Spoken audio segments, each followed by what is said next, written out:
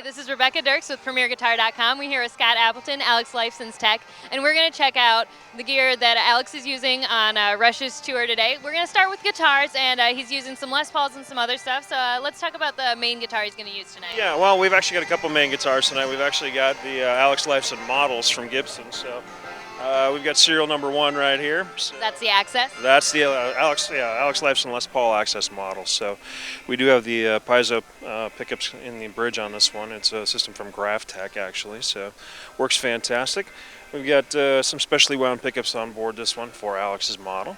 And you'll notice on the bottom side there's actually 2 outputs on this guitar. So there's the standard output here. If you just plug a regular cable into this one, you'll get not only the electric pickup, so you can also blend in the acoustic, but then we have our LiFo sound output, which if you plug in this one, it actually splits the 2. So your LiFo sound output is the Paizo pickups, and then your electric pickups actually come out of the other outputs. So.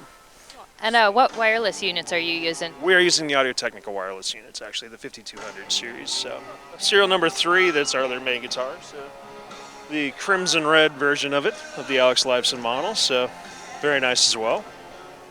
So, great new guitars from Gibson. These guys have really hit one out of the ballpark on these. So. And those are all just the stock specs of the Alex Lifeson Access? Exact same guitars you can buy anywhere. So, yeah. The other one that most people want to see is the old 355 right here. So this is Alex's original 355 he's had since the 70s. So yeah, great guitar, wonderful. You know, it's got the stereo outputs with the baritone circuit on it, tremolo obviously. So teeny tiny neck on this one, much smaller than an average 355. So it was kind of an odd guitar, but even with Alex's big hands, he still manages to play it pretty well. So. This is another Gibson Les Paul that actually has the Floyd Rose trim on it with the carved neck heel on the back as well. So kind of the Neil Schon style model here with a little thicker body. This is an older instrument Al's had around for a little while. It's quite heavy, so we call it Big Al. Is he using the same gauge strings in all these? And are there any different tunings we should know about? Actually, he is not using the same gauge on all these. On the new Alex Lifeson models, we were using a standard 10 through 46 set. On the 355, the other Les Pauls, we were using a set of 10 to 52s actually. So now we're also using 10 to 46s on the PRSs as well. So the other 2 that we've got. The only alternate tuning is for Al, the Big Al, the black guitar, the Les Paul we just picked up, which also has a drop D on it. And we also have another Les Paul Access. This is just a standard Access model, which we tuned down a whole step for 2112. Just kind of helps get out with the high parts on the vocals that way. So we've got some of the old original 90s PRSs yet, and 91 PRS that Alex has had for years, obviously. So a few people have seen this guitar around the Ponderosa. So just a standard PRS 24 fret, CE24. Great guitar. Obviously, it's had some love. So, Alex used to have guitars. He used to be sponsored by a guitar company called Signature Guitars. They had a unique set of electronics in some of their instruments. When he got away from using those instruments, he went, had Paul build him a PRS here with the Signature electronics on board. So he uses this guitar for time stand still. It's kind of got like that nice EMG preamp type pickup type sound in there. So it works really, really well for that. And then the last guitar I think in there is the Tele? Yep, just a good old 52 reissue Telecaster. So nothing different about it other than the finish was taken off the neck a few years ago. But this is one of Alex's primary writing instruments, actually. So he's had it for quite some time. Just a great little Tele. And is he using basically all of these in the studio too? Yeah, he uses a lot of them, actually. Last year when we were in the studio, he did bring a couple other ones that we don't have out on the road. But primarily, he'll use that one for writing on. He may actually use it in the studio a little bit, but not a lot. So.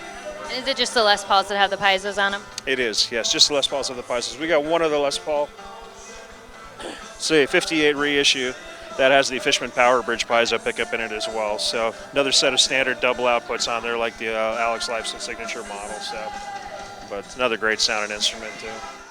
But he does then use a couple acoustic instruments in addition to those ones too. Those are right over here, right? Yeah. We've got a Martin Dreadnought 12-string that we use for one section of the show, just before one of the other songs. Kind of gives Alex a little break right after the drums. Well, it gives Neil a little break right after the drum solo. So Alex goes out and plays a little acoustic bit. So then, which song does he use the 12-string on? He uses it just before Closer to the Heart, right after the drum solo. So he kind of does a little acoustic intro to Closer to the Heart right there. So he's using the Paizos on Trees. Yes, exactly. It's just a built-in one underneath the bridge, just a standard Martin pickup in it, so nothing fancy. And then we've got a Garrison mandolin. Actually, it's a large mandolin that we've been using. We just use it on one song for actually just a little solo break that Alex uses. So he'll actually do the solo bit from working them Angels on this. Works out really nice. So we just kind of one little song, just one little about 8-bar blip that we use it on. But it's a Garrison mandolin. I think they were actually made in Newfoundland for a brief period of time, and then Gibson bought them up and was distributing them for a while. We'll start all the way over to the right, which is our wireless rack. You'll notice we have the Audio-Technica 5200 system of wirelesses in there, as well as a couple of Electrosonics wirelesses, which we use for the 12-string and a spare channel. The silver pieces you see in there are from RJM Music Incorporated. They actually are called, it's a piece that they don't have on the market. It's called an IS-8. It allows you to run 8 inputs into 4 outputs. So it's basically more or less like a big audio funnel to help me make sure all the wireless packs and all the wireless channels get channeled into the rig properly. So I've got one up top for the electric guitars, one below to spare, and then one on the bottom is for all my Paizo pickups. So any of the other Paizo pickups that we have on any of the guitars all go through that one into a Fishman Aura system underneath that. Now, it's not the right way to run a Fishman Aura system. Technically, you're supposed to be doing that with an acoustic guitar, but we find that it actually works very well with the Paizo pickups on the electric guitars as well. So. And you're using the Furman power conditioner? Yes, yep, we use that just on the top. Our main power conditioner is actually in the bottom of the effects rack here in the middle, which is the Furman AR Pro, which we run all of our power through. It's nice, you can plug it in anywhere in the world and it all comes out 120. So. But this rack in the middle is all of Alex's effects. The signal path comes from the the outputs of the IS-8 from the wireless into the input of the Crybaby wah, and then he actually uses the volume controller from the Crybaby. Not a lot of guys do that, but we do use that as the main volume control for the rig. The signal then goes through the Crybaby into the Mesa Boogie amplifier switcher right there. The amp switcher actually sends out the information to all the guitar information to the amplifier heads over here.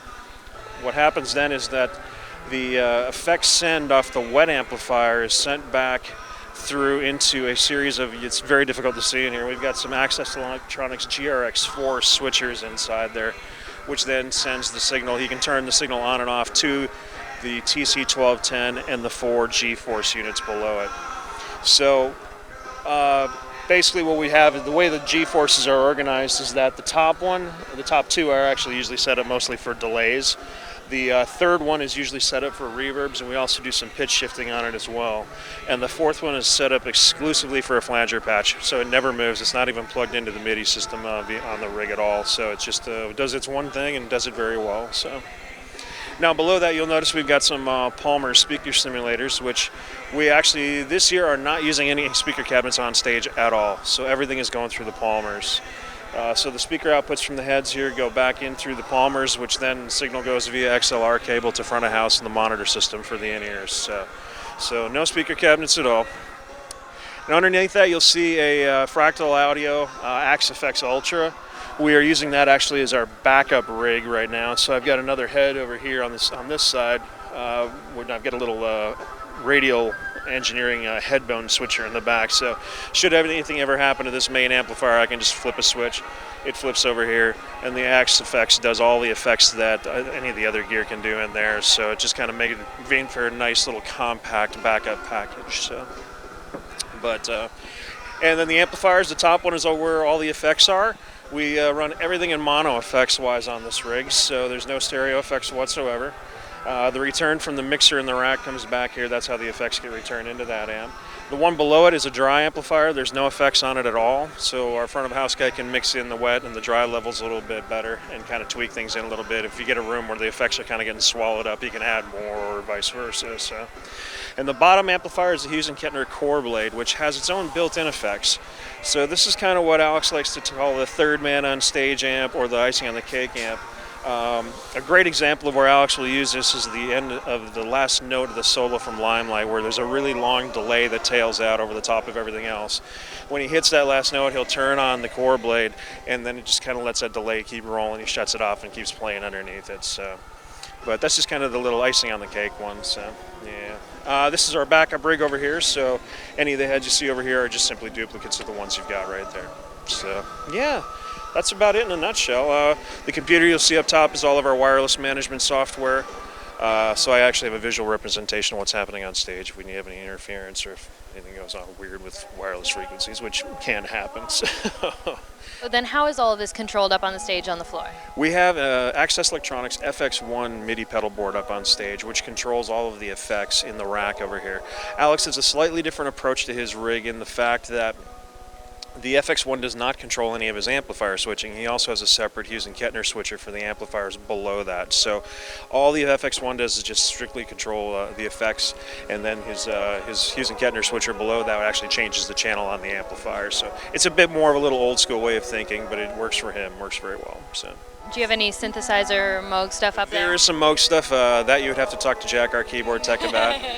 There's a lot of stuff going on there, obviously. It's a lot of fun to watch these guys, not only play guitar and sing, but also be playing keyboard parts with their feet and hands and stuff like that. So it's nuts. Yeah, it's absolutely nuts. What kind of picks and things does Alex prefer? Good old Dunlop. That's Dunlop mediums right there. So nothing fancy or out of the ordinary. Yeah. So they provide them to us, and they work well. So. Sounds good. Yeah. Are there any other little secrets or things that you want to? You'll notice on the pedal board actually up there too, there's two little foot switches on the outside, which is a little remote switch to turn the Paizo pickups on and off. So Alex can click that when he wants to turn the Paizo pickup on. He doesn't have to go for a volume switch or anything like that. So just simply an on-off for the Paizo pickups on the electric guitars. So. Cool. And then the Hughes and Kettner steampunk rig up there, is that then just kind of being used as a backdrop now? We did use it, the speaker cabinets in it last year. There are some Statesman 212 guitar cabinets inside the top of each of those, but since we've decided to just go with the Palmers this year, we haven't been using them. So we keep them in there just in case at any point Alex would want to change back. But well, and they look awesome. Yeah, they look fantastic. So I mean, they look really cool. But they are functional pieces of art as well. So and plus I don't know too many guitar players who've got 3 32-inch LCD TVs in their rig either. So or blow steam and stuff like that. So. Cool. Well, thank you very much for taking some time and showing us your world here. You're very welcome. Thanks for coming out. Thanks.